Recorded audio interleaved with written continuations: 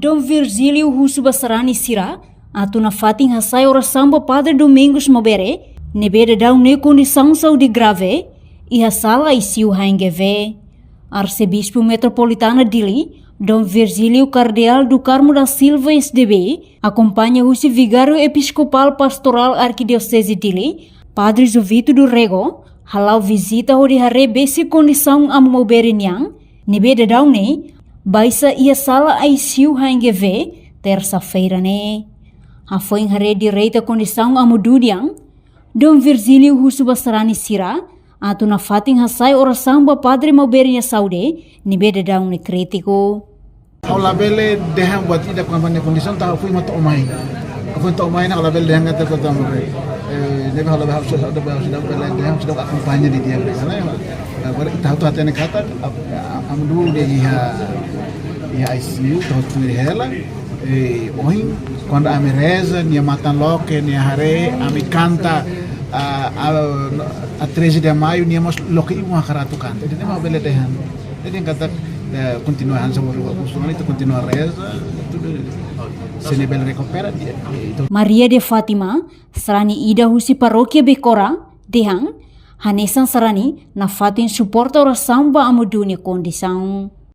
A família, quando saya dulu di família Tom Seraga e kami ia atenção especial itu tanda banyak além de abdul kita mata lewat kami para e how pessoalmente conheci a Domingos impularam e esse seminarista e tentando o amigo que ele ia dizer dia questo che amruli to ba servisi che fatto delle depan ni quando mai si trovava ora awel ya ora awan sa professore ya atture to ora nelle asali samba dan tadi diminui itu na visita ne perché sa un dottor si rapene lui capacché dia selai perigo de transmissão de vírus para falar ia amo então se domina ita cara katulia leva vírus para ali tem que ter ordem bem médico se for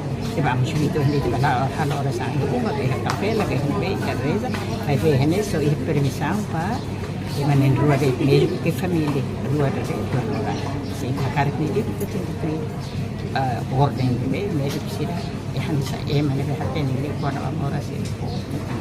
Entretanto, observação Timor-Poste e a sala intensiva quer unit haingeve e a tuku sanulo resin rua oras Timor-Leste sarani hamoto ko religiosa no família Sira continua hal oração e a sala ICU haingeve ba amudunya saude nebe magdadaun ne grave.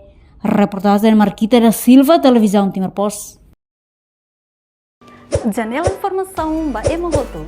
Atua tem informação atual dia kliu, kita haluha, haneham botão subscribe, like, halo comentário no faixa tutang ba media sosial hotu.